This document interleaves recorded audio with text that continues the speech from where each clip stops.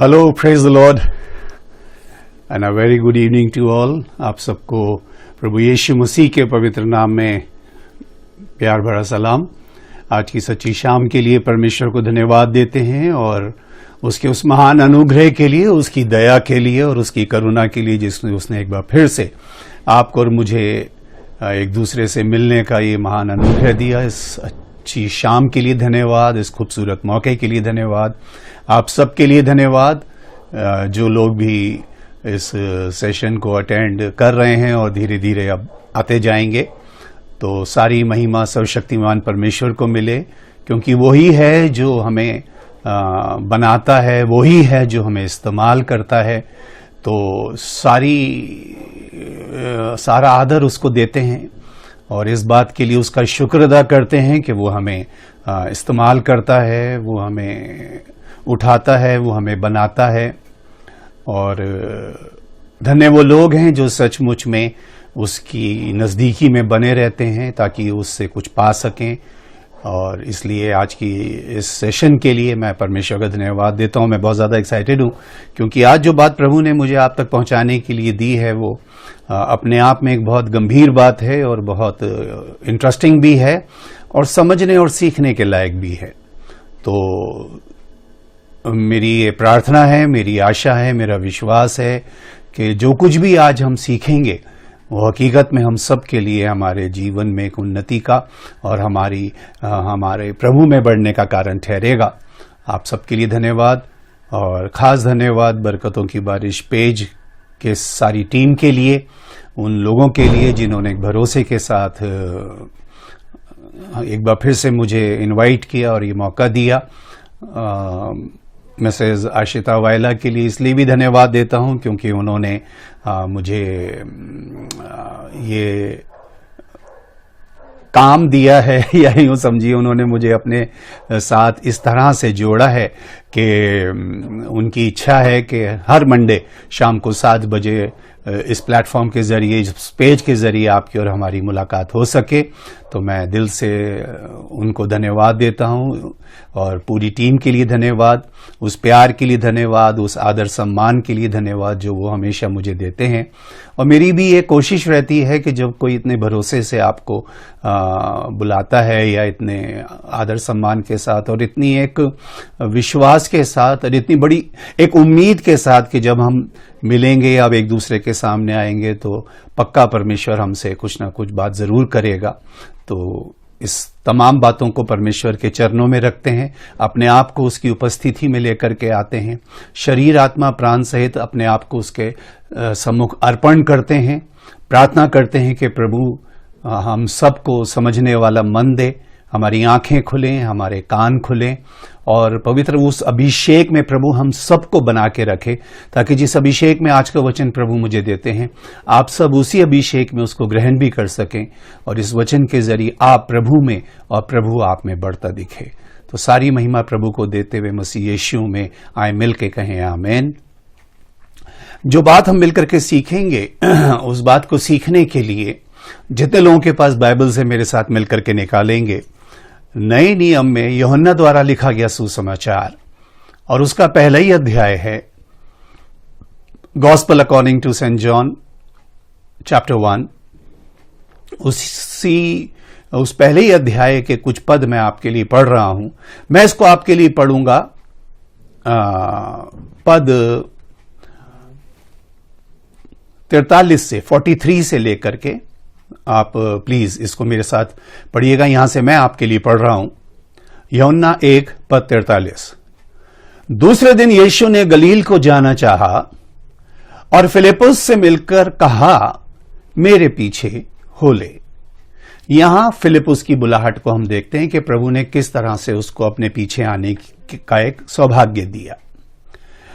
फिलिप्पुस तो इंद्रियास और पतरस के नगर बैतसैदा का निवासी था। 45वां पद। फिलिप्पुस ने नतनेल से मिलकर उससे कहा कि जिसका वर्णन मूसा ने व्यवस्था में और भविष्यवक्ताओं ने किया है वो हमको मिल गया। वो यूसुफ का पुत्र यीशु नासरी है। नतनेल ने उससे कहा, क्या कोई अच्छी वस्तु भी नासरत से निकल सकती है? फिलिपुस ने उससे कहा, चलकर देख ले। नतनेल एक ऐसा व्यक्ति है, या नथानियल जिसको बोला गया है बाइबल में, कि वो एकदम से किसी चीज के ऊपर विश्वास नहीं कर पाता, या एकदम से किसी चीज पे आंखें बंद करके नहीं चल सकता। और उसकी अपनी धारणा है कि जहां पर इस तरह की कम्युनिटी है, जहां पे इस तरह के लोग हैं, जहां पे इस तरह की मेंटालिटी के लोग हैं, इस तरह के स्वभाव के लोग हैं, वहां से कोई अच्छी चीज तो निकल नहीं सकती। और सबसे बड़ी बात है कि जिसका वर्णन मूसा ने किया वो यहां से निकल सकता है। तो उसका सवाल था, क्या नासरत से भी कोई अच्छी वस्तु निकल सकती है? हो नहीं सकता। कई बार आपके और मेरे जीवन में भी कई बार बहुत से लोग आज इसलिए भी हैरान होंगे आपको देख करके कि ये वही बोल रहा है जो कल ऐसी बातें करता था, ये वही औरत है, ये वही लड़की है, ये वही भाई है, ये वही जन है जो कल ऐसा माहौल में था। ऐसे परिवार के लोग थे जिनसे कोई बात करना पसंद नहीं करता था, ये वो लोग हैं जिनके घर जाना कोई पसंद नहीं करता था। और आज ये इनको खड़ा होकर के जब हम परमेश्वर की महिमा करते देख रहे हैं तो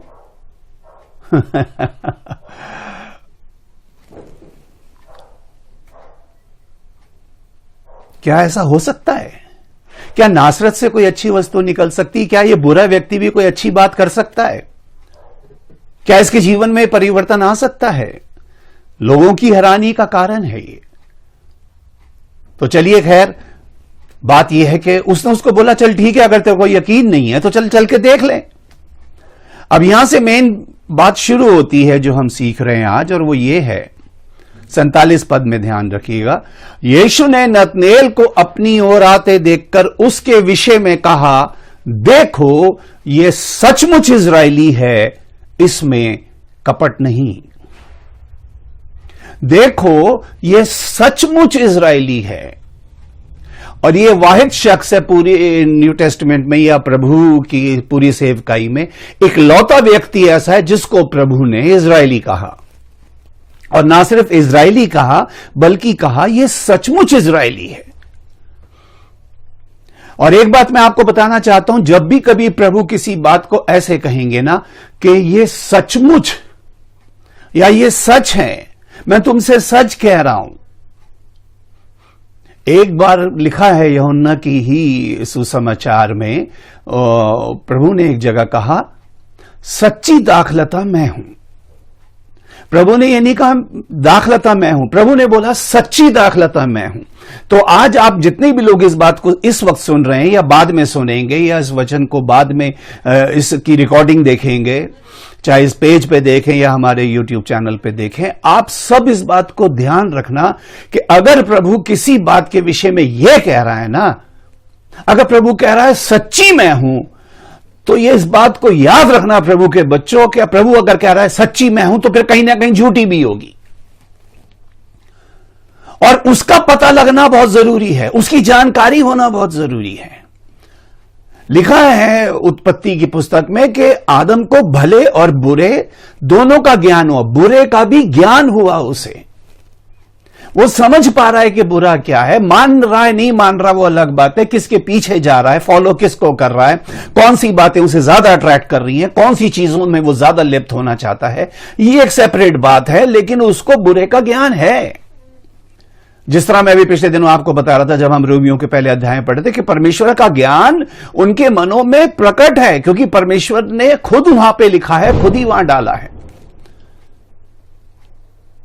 तो अगर प्रभु कह रहे हैं कि ये सचमुच इजरायली है, तो फिर विश्वास करना तो कई झूठे इजरायली भी होंगे, तभी प्रभु को कहना पड़ रहा है ये सचमुच में। इंग्लिश में लिखा है ही इज इजराइलाइट इंडीड। और एक ही व्यक्ति के लिए प्रभु ने यह बात कही है, पूरे सुसमाचार आप चारों पढ़ लेना, उसमें प्रभु ने अपनी पूरी सेवकाई में सिर्फ एक व्यक्ति को बोला यह सचमुच इजरायली है। तो एक बात दिमाग में रखना कि जब भी प्रभु को यह बात कहनी पड़े कि यह सच ही है, इसलिए प्रभु ने ये नहीं कहा झूठ तो तुम्हें सारी जिंदगी तुम्हें सब अच्छे से ज्ञान है, लेकिन प्रभु ने बोला सच को जानोगे। क्योंकि जब तुम्हें सच की पहचान हो जाएगी तो झूठ की तो ऑटोमेटिकली हो जाएगी, लेकिन झूठ की भी पहचान करनी पड़ेगी। आप में से बहुत से लोग ऐसे होंगे जिन्होंने बहुत से लोगों से धोखा खाया होगा लाइफ के अंदर, वो इसीलिए कि लोगों ने आपसे झूठ बोला, उन्होंने अपने आप को किसी और तरीके से प्रेजेंट किया, लेकिन अल्टीमेटली जब आपने उनको जांचा परखा तो वो कुछ और निकले। परमेश्वर ने अपने विषय में बाइबल में लिखवा दिया, लिखा परख कर देखो यहोवा कैसा भला है। लेकिन परखने के लिए भी तो वो बुद्धि, वो समझ, वो ज्ञान होना जरूरी है। हम मनुष्यों, आपको याद होगा मेरा वो वीडियो आपने देखा है, आत्माओं को परखो, तो परख बहुत जरूरी है। और वहां साथ साथ हम यही पढ़ते हैं, अपने आप को भी परखो, क्योंकि अगर परखोगे नहीं तो कैसे जानोगे मुझ में क्या अच्छाई है क्या बुराई है। पौलुस कहता है मुझ में तो कोई भी अच्छी वस्तु वास नहीं करती। तो यहां पर ऐसा लिखा है कि प्रभु ने कहा ये सचमुच इजरायली है, और उसका एक रीजन बताया है जो आज हम मिलकर के सीखेंगे। ये सचमुच इजरायली है, क्यों? क्योंकि इसमें कपट नहीं। यह बात साबित कर रही है उसके सच्चे इजरायली होने का। यह बात प्रमाण है उसके सच्चे इजरायली होने का कि उसमें कपट नहीं है। बहुत सारे लोग तो कपट की परिभाषा भी नहीं जानते कि कपट क्या होता है, और कपट के लिए लिखा गया बहुत सारी आयतें हैं बाइबल में। कपट का सीधा सीधा अगर बहुत सरल सी कोई परिभाषा अगर आप समझना चाहें तो मैं सोचता हूं वो एक ही हो सकती है कि जिस व्यक्ति के मन में कुछ और होता है और उसके मुंह पे कुछ और होता है। वो आपके सामने कुछ और होता है और आपके पीठ पीछे कुछ और होता है। वो बोलता कुछ है और सोचता कुछ और है, वो समझता कुछ और है और कहता कुछ और है, वो चाहता कुछ और है और दिखाता कुछ और है। उसे कपटी कहते हैं। और इसलिए इसके लिए लिखा गया कि ये इसलिए इजरायली है क्योंकि इसमें कपट नहीं है।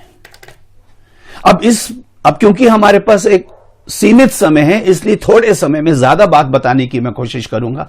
अगर कोई बात रह जाती है तो, और मौका रहा, जीवन रहा, अगर प्रभु ने हमें समय दिया तो शायद अगले मंडे को मैं उसको पूरा कर दूंगा।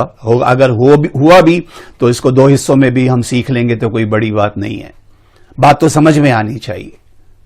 और इसकी जो क्वालिटी लिखी गई है वो इसलिए प्रभु उसकी प्रशंसा कर रहा है। प्रभु का देखो, अगर उसके मन में यह था कि भाई कोई निकल जाओ तो उसने कह दी उस बात को, मन में नहीं रखी।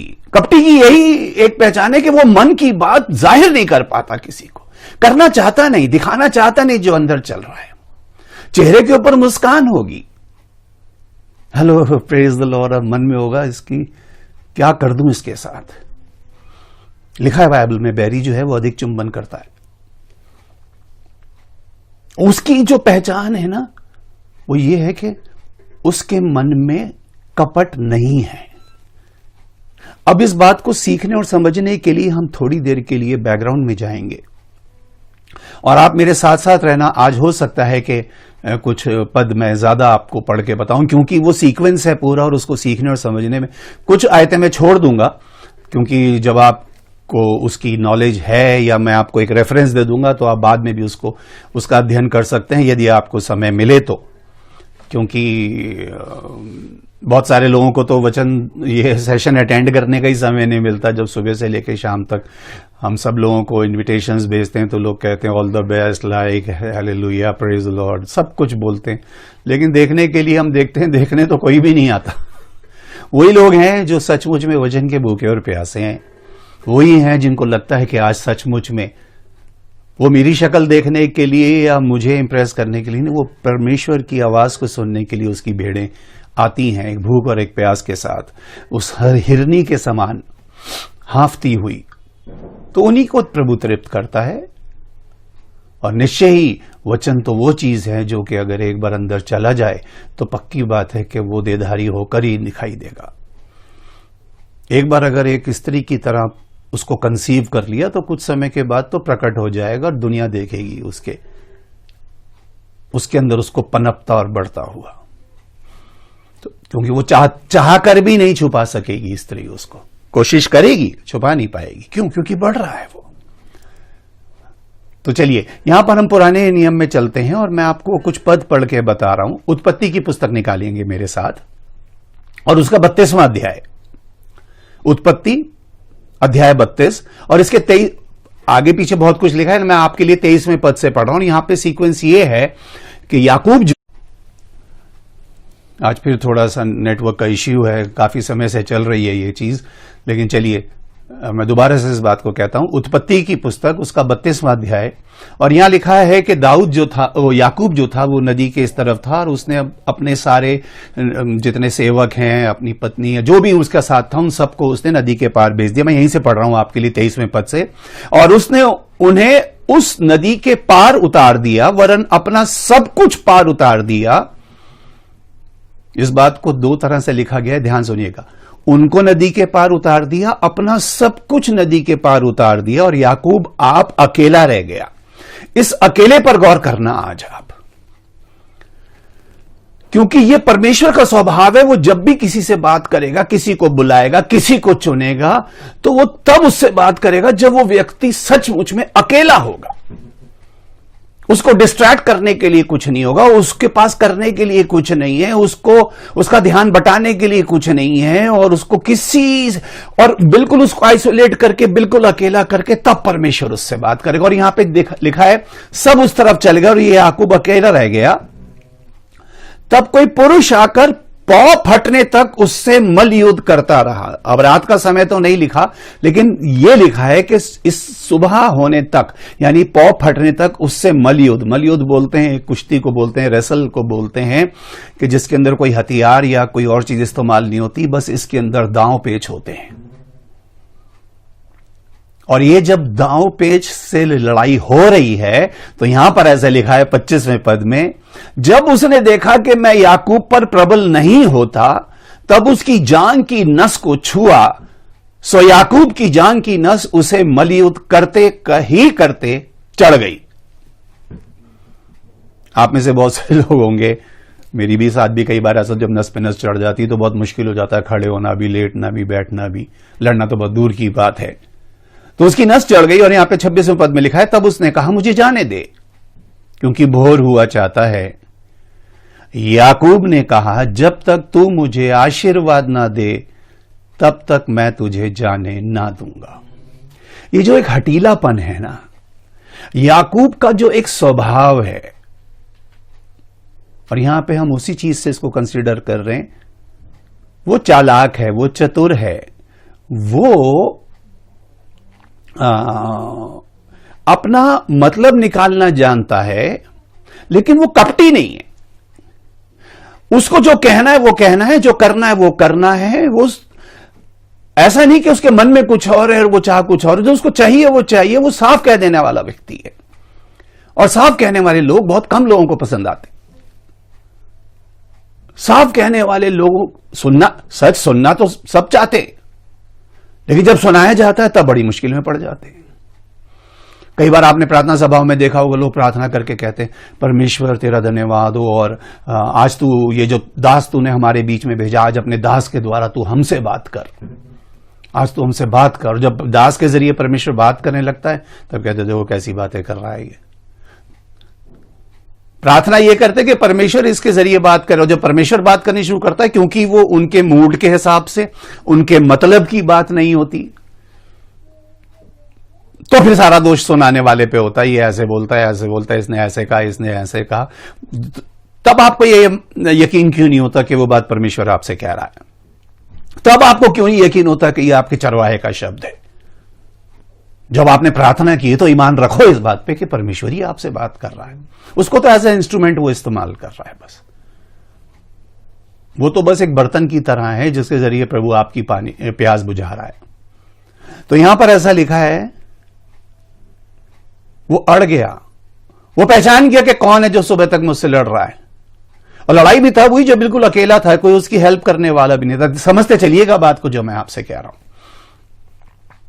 कि परमेश्वर आपके जोर को, आपकी ताकत को आजमाएगा जरूर। आप कितने सामर्थ्य, जिस तरह मैंने आपको बताया था अभी पिछले दिनों में, आपका हथियार क्या है, आपको वो वीडियो आपको याद होगा, आपने देखा होगा कि शाऊल अपनी सारी जो उसकी नॉलेज है या जो उसकी आजमाए हुए तरीके हैं वो दाऊद को बताने की कोशिश कर रहा है।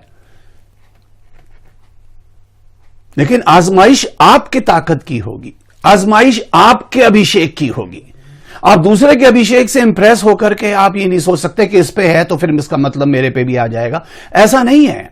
आपकी कॉल आपकी है और आपको जो परमेश्वर ने दिया है उसी के आधार पे वो आपको नापेगा। यहां पे एक भी व्यक्ति, उसके पास दास थे, दासी थे, कोई भी उसकी मदद के लिए नहीं था। और मलयुद्ध का मतलब है, आगे जाके पौलुस इस बात को लिखता है, हमारा ये जो मलयुद्ध है ना वो लहू और मांस से नहीं है, क्योंकि ये एक रेसल है, इसको सीखना पड़ता है। कुश्ती ऐसी कोई नहीं जाके लड़ने शुरू कर देता, वो भी सीखनी पड़ती है अगर जीतना है तो, वरना हार तो हम हर थोड़ी थोड़ी देर में जाते हैं। शैतान जब चाहता उठा के पटक देता है। लोग रोते फिर रहे हैं कि हमारे जीवन में ये हो गया, ये हो गया, ये हो गया, और हर चीज का ब्लेम शैतान पे लगा रहे, शैतान ये कर रहा, शैतान। तुम भी तो करो कुछ। वो तो चलो मलयुद्ध आकर के लड़ ही रहा है, तुम भी तो लड़ो। और उसका लड़ना ऐसा था, उसको जब उसको समझ में आ गया कि ये मेरे वश में नहीं आ रहा। आप सोच रहे हैं, उसका एक कैलिबर देखो, आप उसकी जंग देखो। ये अलग बात है कि उसने उसको पहचान लिया ये कौन है, लेकिन उसको वो ये नहीं कि पहचानते के साथ ही कि परमेश्वर की ओर से एक भेजा गया दूत है या परमेश्वर स्वयं है या जो भी है, उसने तुरंत लड़ाई छोड़ के घुटने टेक दिए। उसने कहा जी मैं सरेंडर करता हूं आपके आगे, बस मुझ पे दया करें, मुझे बरकत दें, मुझे चंगाई दें। जैसे आजकल लोगों की प्रार्थनाएं चल रही हैं, बस बरकत और चंगाई, बरकत और चंगाई, दो ही चीजों को लोग डंका पीट रहे हैं। बस एक ढोल है, एक तरफ बरकत, एक तरफ चंगाई, एक तरफ बरकत, एक तरफ, और कोई तीसरी चीज सुनाई नहीं दे रही। आज प्रभु सबको आशीष दे रहा, सबको आशीष दे रहा है। आशीष ऐसे नहीं मिल जाती, उसके लिए लड़ना पड़ता है, उसके पीछे कंडीशंस होती हैं, उसके साथ बहुत सारी चीजें अटैच होकर के आती हैं। आप जानते हैं ये वही है जिसने नकली बाल चिपका करके अपने बाप से सारी बरकतें ले ली थी। चालाक था, चतुर था, कपटी नहीं था वो। यह आप सीखना कि कपट क्या चीज है। जो मन में था, बाहर कुछ नहीं, जो उसके मन में था वो कर गया उस चीज को। अब यहां पर उसको ये तो समझ में आया, उसने सरेंडर नहीं किया, वो लड़ता रहा, पांव फटने तक।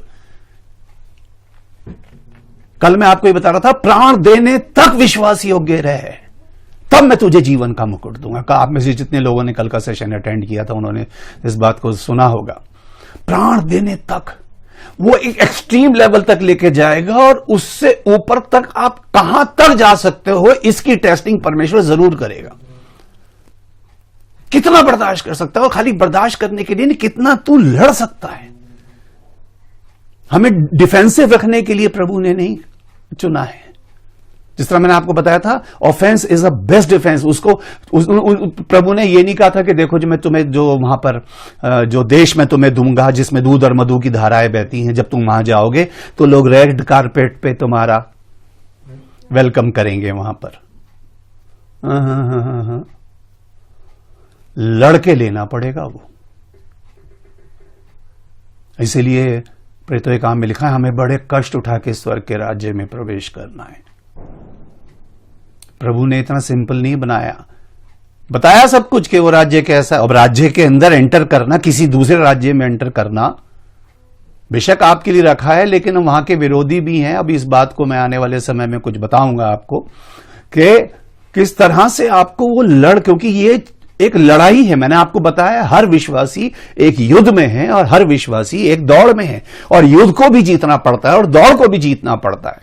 यह सुस्तों का काम नहीं है, ये आलसियों का काम नहीं है, ये चूल पे घूमते हुए किवाड़ों का काम नहीं है। ये मैन ऑफ एक्शंस के लिए है। एक मैन ऑफ एक्शन था, वो हमेशा हर चीज में जल्दबाजी था, हर चीज में लेकिन वो कपटी नहीं था।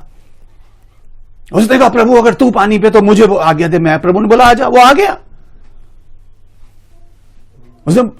उसके मन में एक बात थी, सब छोड़ देंगे, मैं नहीं छोड़ूंगा, हालात और परिस्थिति कुछ भी है, लेकिन उसने उस बात को कहा, और प्रभु ने उसी को बोला कि मैं तुझे स्वर्ग के राज्य की कुंजियां दूंगा।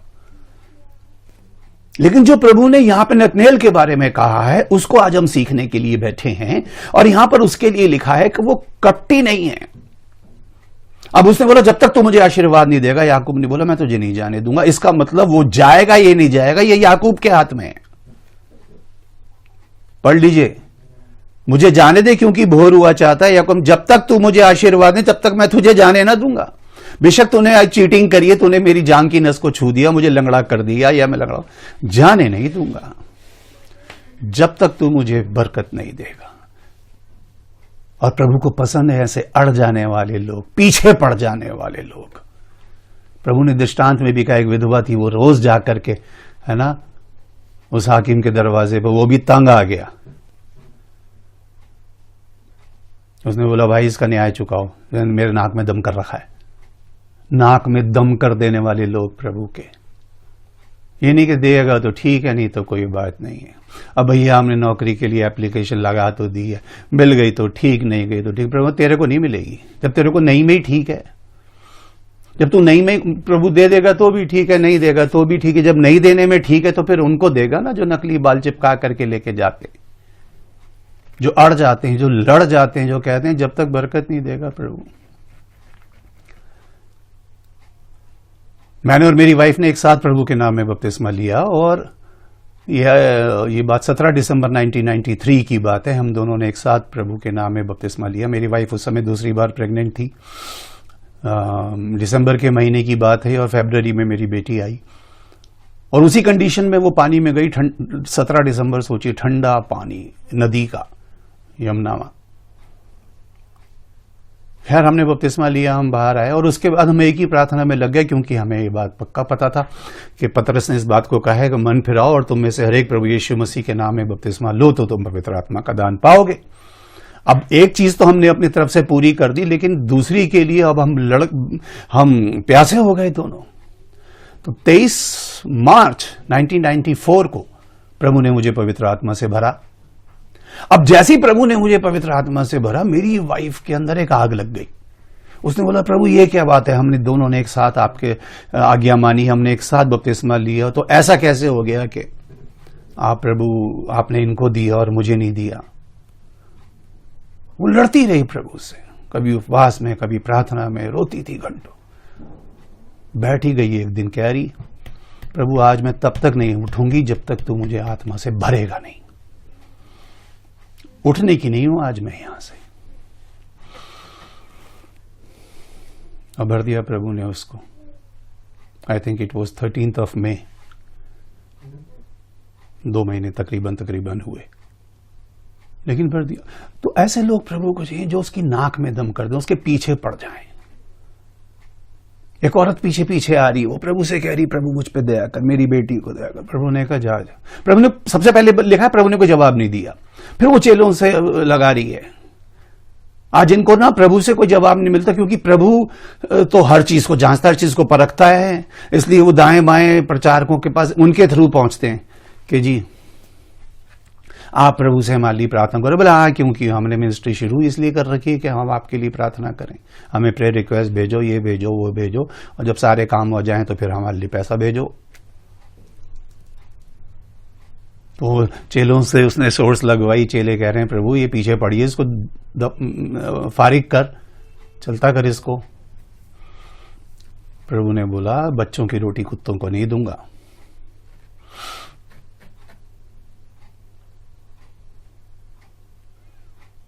एक्सेप्ट कर पाते हैं आप इस बात को कि बच्चों की रोटी हम कुत्तों को कैसे मिली?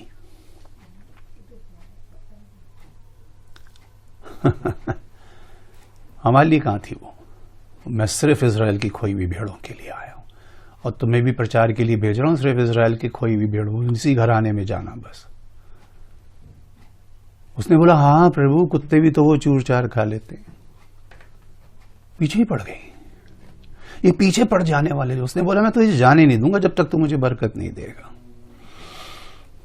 और आगे लिखा है 27वें पद में, और उसने याकूब से पूछा, तेरा नाम क्या है? एक व्यक्ति आके पूरी रात उससे लड़ रहा है। आपको क्या लगता है?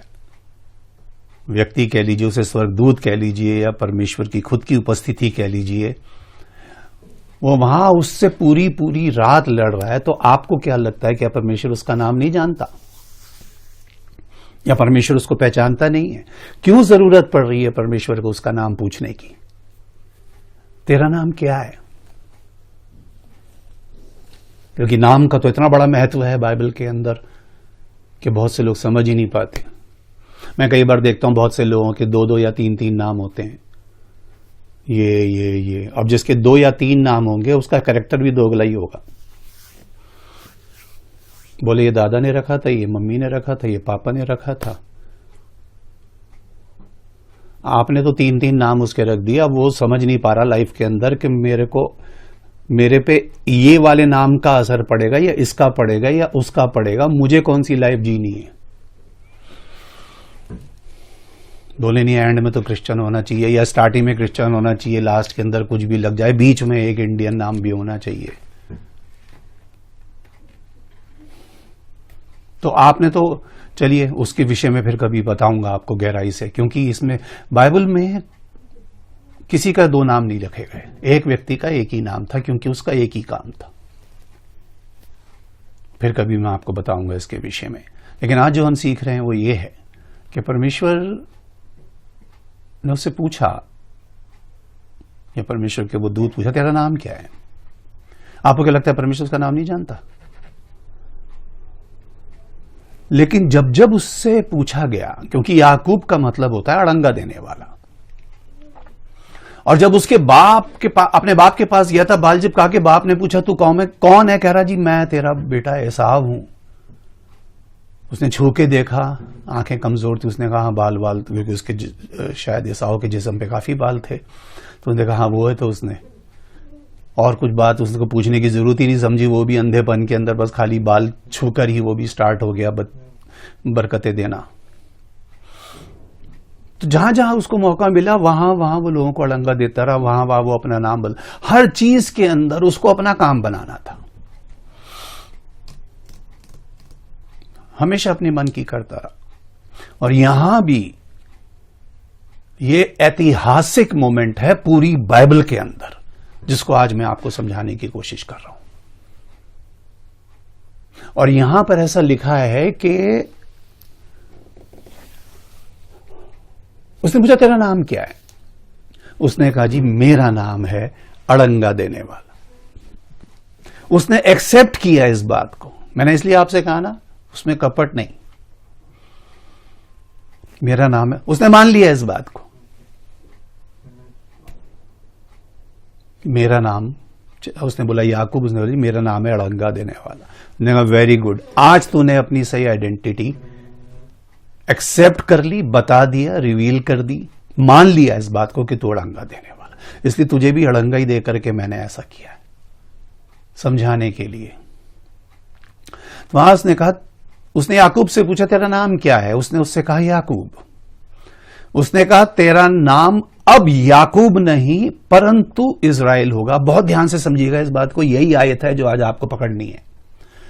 उसने कहा तेरा नाम, तू जो नदी के इस तरफ है, तू जो इधर अकेला है, तू जो रात भर मुझसे मलयुद्ध करता रहा, तू और सिर्फ तू, तेरा नाम याकूब नहीं परंतु इज़राइल होगा। क्यों? उसका कारण लिखा है, क्योंकि तू परमेश्वर से और मनुष्यों से भी युद्ध करके प्रबल हुआ है। इज़राइल जो परमेश्वर पर प्रबल हो जाए, उर्दू में बड़ा अच्छा लिखा है, तू खुदावन पर गालिब आया, ओवरकमर। सोच के देखो, आपके परमेश्वर तो सबके ऊपर है, ये वो है जो लड़के परमेश्वर पर प्रबल हो गया। रोंगटे खड़े हो जाते हैं इस बात को सोच करके। क्या रात भर की वो लड़ाई थी, उसको पता ही नहीं था कि ये लड़ाई हारूंगा जीतूंगा, लेकिन उसने उसको उसको ये बात पता थी कि ये परमेश्वर की ओर से है और इससे कुछ ना कुछ तो आज उसको तो अपने लिए कुछ ना कुछ चाहिए चाहिए, उसको तो जो हासिल करना है वो हासिल करना है। उसने जो सोच लिया है पाना वो उसे पाके ही रहेगा। और परमेश्वर ने उसको इस बात को कहा, अब से तेरा नाम याकूब नहीं होगा। मैं फिर पढ़ रहा हूं इस पद को आपके लिए। उसने कहा तेरा नाम अब याकूब नहीं, फिनिश, वाइप आउट कर दिया उसको। हालांकि आज भी बहुत से लोग कहते हैं इब्राहिम, इसहाक और याकूब का परमेश्वर, लेकिन वो याकूब का परमेश्वर इसलिए कहा जाता है कि वो अगर एक धर्मी, एक विश्वासी इब्राहिम का परमेश्वर है तो वो एक अड़ंगा मारने वाले याकूब का भी परमेश्वर है।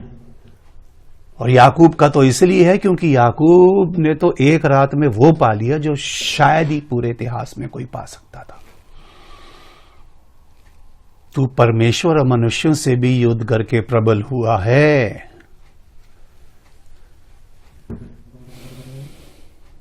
अब ध्यान से सुनिए, मैं एक बात आपको और बताता हूं, एक दो पद पढ़ देता हूं आपके लिए और फिर थोड़ा सा इस पे समय लगाएंगे। उत्पत्ति 35वां अध्याय, उसका 9वां और 10वां पद है, और यहां ऐसा लिखा है, फिर याकूब ने पद्दनराम से आने के पश्चात परमेश्वर ने दूसरी बार उसको दर्शन देकर आशीष दी। और आशीष क्या थी सुनिए, और परमेश्वर ने उससे कहा, अब तक तो तेरा नाम याकूब रहा है, पर आगे को तेरा नाम याकूब ना रहेगा, तू इज़राइल कहलाएगा। तो हमने इस बात को अच्छे से समझ लिया। इज़राइल का मतलब हो गया परमेश्वर से लड़के उस पर प्रबल होने वाला। अब एक दूसरी इंटरेस्टिंग बात को समझने की कोशिश कीजिए। बीच में नदी है, इस तरफ याकूब है अकेला, उसकी पत्नी, बच्चे जो भी हैं, उसके दास दासियां सब उस तरफ हैं, सारा सामान उधर चला गया, सब कुछ चला गया, अकेला रह गया। अकेला क्यों रह गया था? हो सकता है कि शायद जो भी कुछ भी रीजन रहा हो, लेकिन उस रात ने तो उसका जीवन बदल दिया। अब यहां से एक उसको टाइटल मिला, एक उसकी पहचान बन गई कि अब वो याकूब ना होकर के इज़राइल है। बोले तू लड़ा, पूरी रात तूने प्रभु से मलयुद्ध किया या जैसे भी तूने हाथ, और तूने वो बरकत हासिल कर ली, लिखा उसको आशीष दी।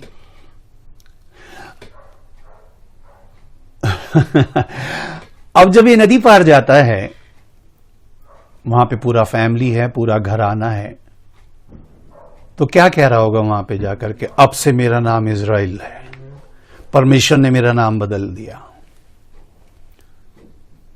तो मैं सोचता हूं बाकी लोगों ने यही बात कही होगी, जो भी उसको कहते होंगे, पापा, चाचा, माँ, वॉटएवर, जो भी उन्होंने, जो भी जिसका रिश्ता रहा होगा, उन्होंने कहा आप अगर इज़राइल हैं तो इसका मतलब हम सब इज़राइली हैं।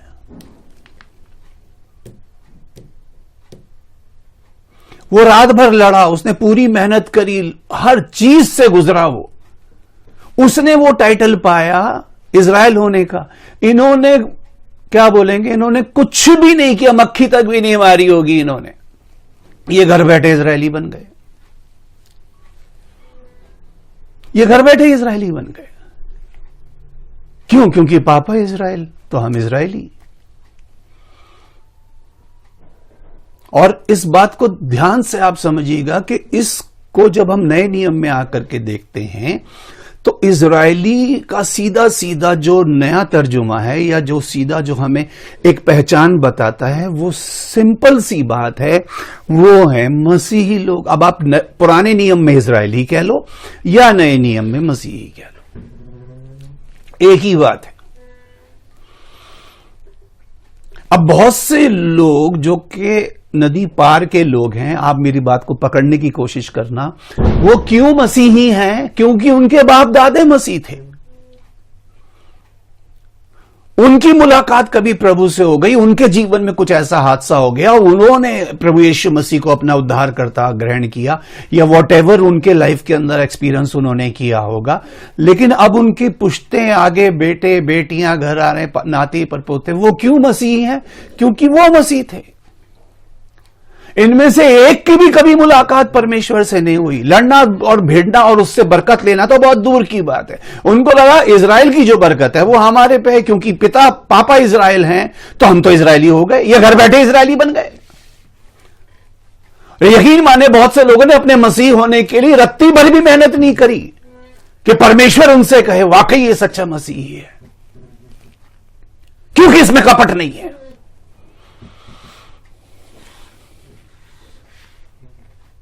ये सचमुच मसीही है। उसको देखते कहा यह सचमुच इज़राइली है।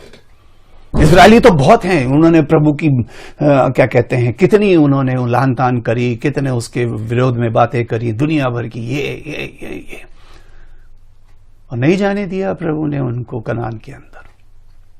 बोले यहीं मारूंगा तुम्हें, मूसा तक को मार दी।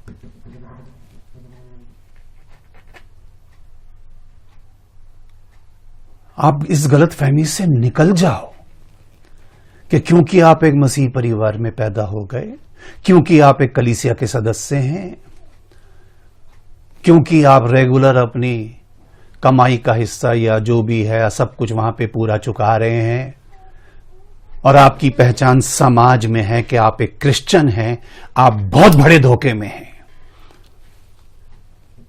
दुनिया हो सकता है आपको क्रिश्चियन समझे, उसके लिए हो सकता है पहचान के लिए आपने अपने घर के बाहर कोई क्रूज भी लगा रखी हो, छत पे लगा रखी हो, गले में लटका रखी हो, कहीं गुदवा रखी हो अपनी बॉडी पे। ये पहचान नहीं है इजरायली की, इजरायली की पहचान नहीं है ये।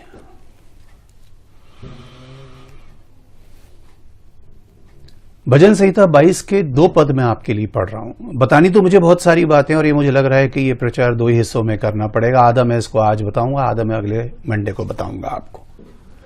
और मेरा विश्वास है कि आप जरूर इस बात को सीखने के लिए इंटरेस्टेड रहेंगे। आज मैंने बताने की कोशिश की कि इजराइल नाम कैसे पड़ा और उसका फायदा बाकी लोगों को कैसे मिल गया।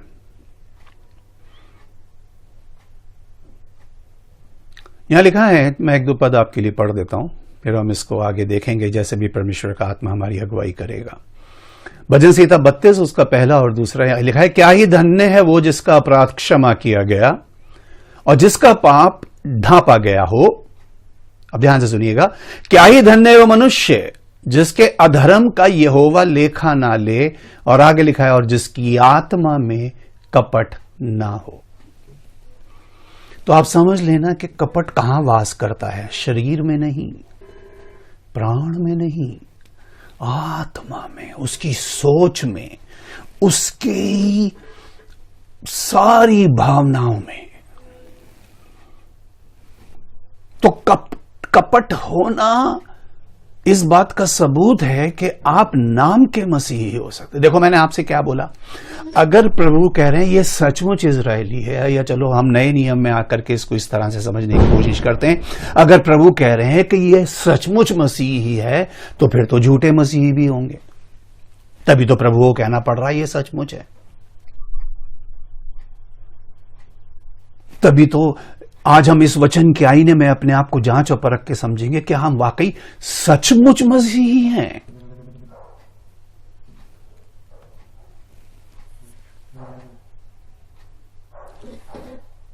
पौलुस इस बात को कहता है इजरायलियों के बारे में, रोमियो को लिखते हुए कहता, 9वें अध्याय के 4 पद में लिखा है, वो इजरायली हैं, ले पालकपन का हक और महिमा और वाचाएं और व्यवस्था और उपासना और प्रतिज्ञाएं उन्हीं की हैं।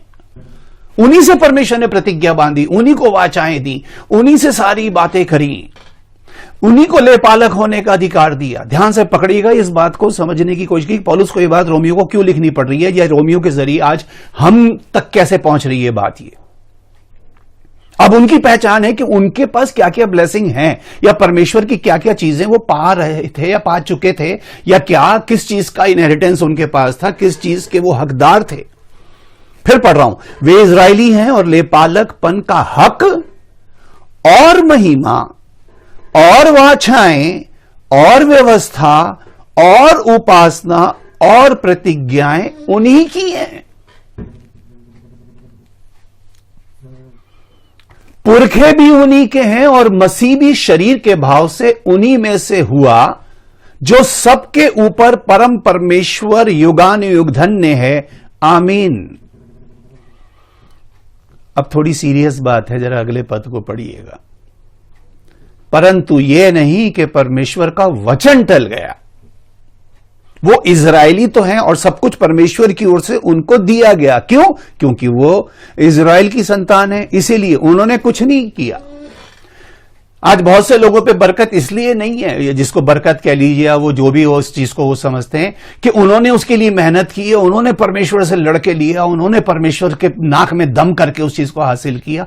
उनके पास सिर्फ इसीलिए है क्योंकि उनके बाप दादे,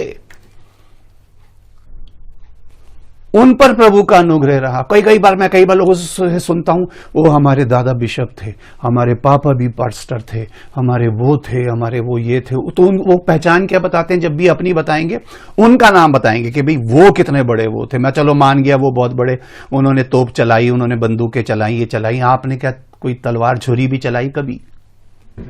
आपने क्या करा? वो तो इजराइल थे, आप इजरायली कैसे बन गए? आप नाम के इजरायली हैं, वो हकीकत में इजरायली है। फर्क समझना है। जो नदी के इस पार था वो था इजराइल।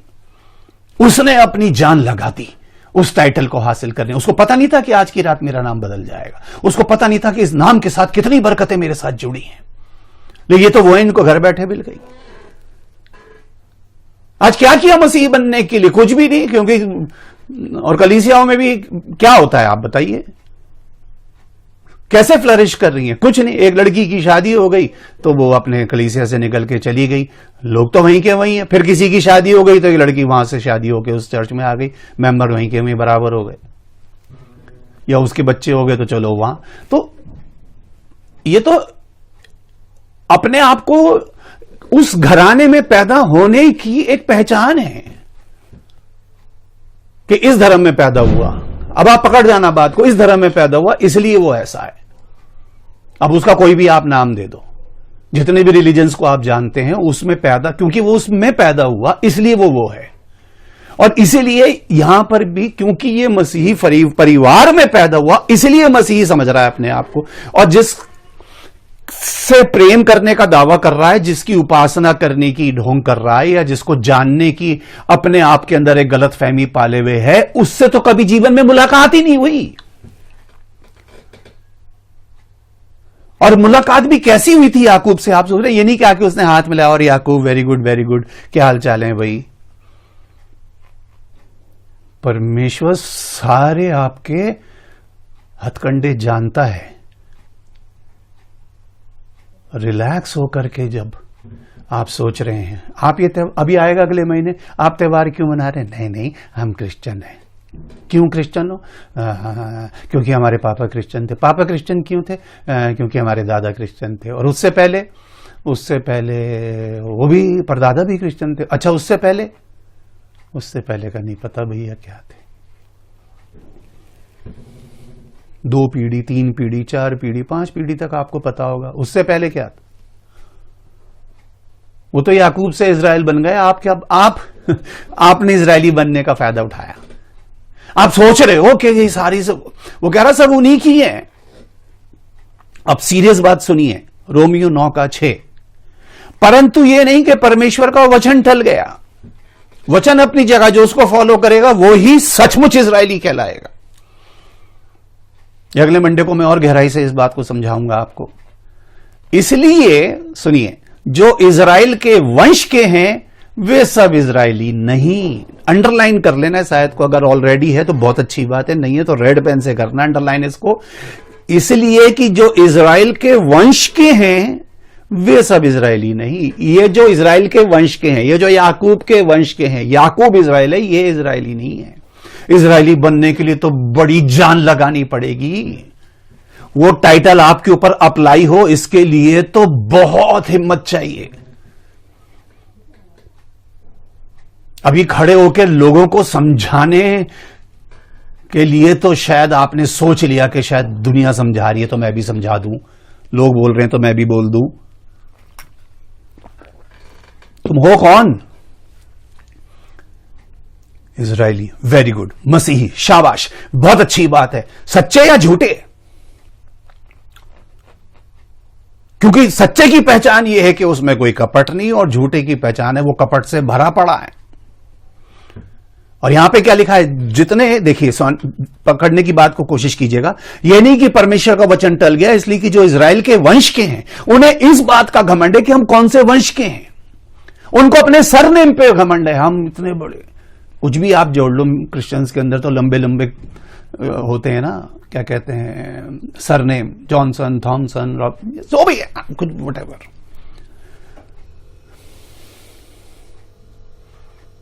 इसलिए कि जो इजराइल के वंश के हैं वो सब इजरायली नहीं है। इजराइल के वंश में पैदा होना इजरायली होने की गारंटी नहीं है। और 7वें पद में लिखा है, और ना इब्राहिम के वंश होने के कारण सब उसकी संतान ठहरे। हालेलुया। और ना इब्राहिम के वंश होने के कारण सब उसकी संतान ठहरे। आपको पता है, मैंने आपको यह बात बताई थी जब यहूदियों से प्रभु की बहस हो रही थी। यूहन्ना 8 में लिखा है, वो कह रहे हम तो कभी किसी के दास नहीं, हम तो इब्राहिम के वंश के। प्रभु ने कहा, तुम इब्राहिम के वंश के होते तो तुम मेरी बात मानते। वंश तुम्हारा इब्राहिम का है, लेकिन पिता तो तुम्हारा वही है जो शुरू से हत्यारा है। और ये बात तुमको बड़ी नागवार गुजरी। वंश वही है। तो वंश में पैदा होना, मसीही परिवार में पैदा होना, ये अपने ऊपर मसीही का टैग लगा लेना, इस बात की गारंटी नहीं है कि आप इब्राहिम के वंश के तो हो सकते हैं, लेकिन उसकी संतान ना इब्राहिम के वंश के होने के कारण सब उसकी संतान ठहरे, परंतु लिखा है कि इसहाक ही से तेरा वंश कहलाएगा। अब क्योंकि संतान तो इश्माइल भी था, लेकिन वो उसके वंश में नहीं आता, क्योंकि लिखा है इसहाक से तेरा वंश चलेगा। वो प्रतिज्ञा की जिसके लिए मैंने प्रतिज्ञा की, बेशक वो बुढ़िया हो गई, बेशक कमजोर है, पैदा उसी से होगा जिससे प्रतिज्ञा की है। कितनी प्रतिज्ञा पूरी हो गई आपकी लाइफ के अंदर, या कितनी प्रतिज्ञाओं के लिए आप लड़े प्रभु से कि खुदावन जब तक ये तू मुझे नहीं देगा मैं नहीं हटने वाला।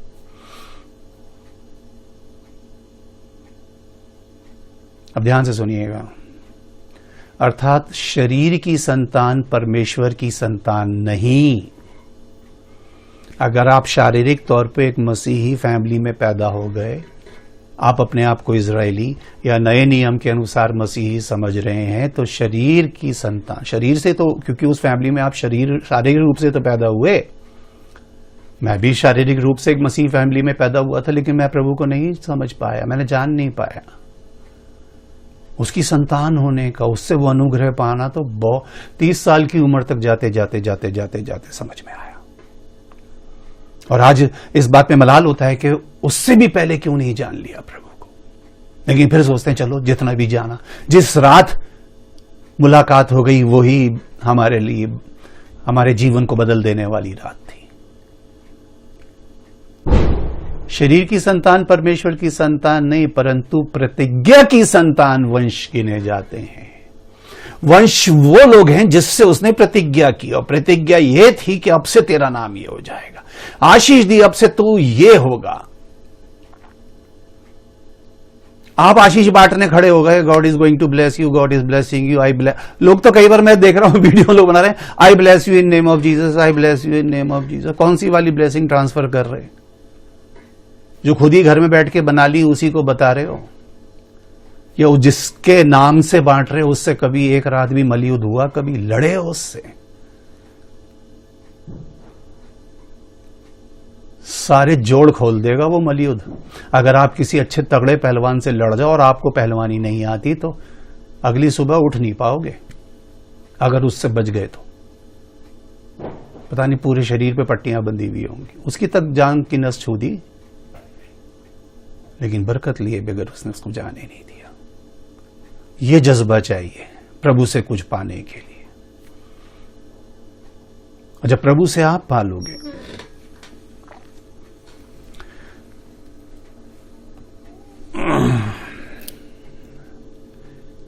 चलिए रोमियो 1 पद और पढ़ता हूं, उसके बाद हम यहां इसको बात को क्या बोलूंगा पॉज करेंगे, ठीक है।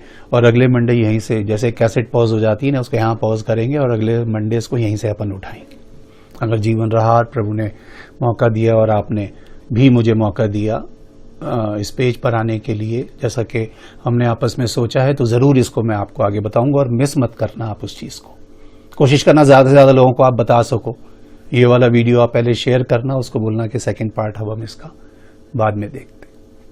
तो खैर यहां पर लिखा है, एक पद पढ़ रहा हूं, रोमियो 2:28 में लिखा है, क्योंकि वो यहूदी नहीं जो प्रगट में यहूदी है। अब प्रकट करने के लिए तो बहुत सारी चीजें हैं, अपने आप को बताना, कुछ गले में लटकाना, कुछ जो भी है अपने आप प्रकट करने के लिए तो कह रहा ये वो यहूदी नहीं जो प्रकट में यहूदी है, और ना वो खतना है जो प्रकट में है और देह में है, क्योंकि पुराने नियम में लोगों को यही एक चिन्ह दिया गया था। पर यहूदी वही है जो मन में है, और खतना वही है जो हृदय का और आत्मा में है, ना कि लेख का। ऐसे की प्रशंसा मनुष्यों की ओर से नहीं परंतु परमेश्वर की ओर से होती है। शरीर से प्रकट करना अलग बात है और आत्मा में उस चीज को पा लेना और उस चीज में बढ़ते जाना अलग बात है। तो प्रभु इस बात को सीखने और समझने में आपकी और मेरी दोनों की मदद करे। ये कंप्लीट नहीं किया मैंने सेशन आज, आपको लग रहा होगा अधूरा छोड़ दिया, और ये अधूरा इसलिए क्योंकि समय 1 घंटे का है।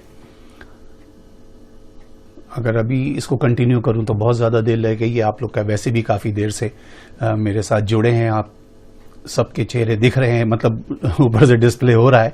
तो इस 1 घंटे के समय में मैंने सोचा कि चलो कम से कम एक भूमिका मैं आपके लिए बांध दूं कि आपके दिमाग में रहे क्यों प्रभु ने नतनएल को देख के कहा ये सचमुच इजरायली है। और दिमाग में रखना, अगर सचमुच इजरायली वो है तो फिर तो झूठे इजरायली भी होंगे। अगर सच्ची दाखलता मैं हूं तो झूठी भी है। अगर सच्चे मसीह हैं दुनिया में तो झूठे भी हैं वो भी मसीही हैं, वो भी इजरायली है, वो भी दाखलता। बस चेक आपको करना पड़ेगा, आप कौन से दाखलता की डाली है, आप कौन से इजराइल के वंश के हैं, आप कौन से मसीही हैं। तो प्रभु इन सब बातों को सीखने में आपकी मदद करे। मेरी प्रार्थना रहेगी कि अगर प्रभु ने जीवन दिया और हम सब प्रभु में सुरक्षित रहे तो नेक्स्ट मंडे को मिलकर के इस बात को यहीं से कंटिन्यू करेंगे। और आप एक प्रार्थना के साथ आना, और तब तक प्रभु का अनुग्रह, उसकी दया करुणा आप पर रहे, उसकी पवित्र सुरक्षा में आप बने रहें, आपका घर, आपका परिवार सब प्रभु में सुरक्षित रहें, सलामत रहें, ये मेरी प्रार्थना है। Thank you so very much. धन्यवाद।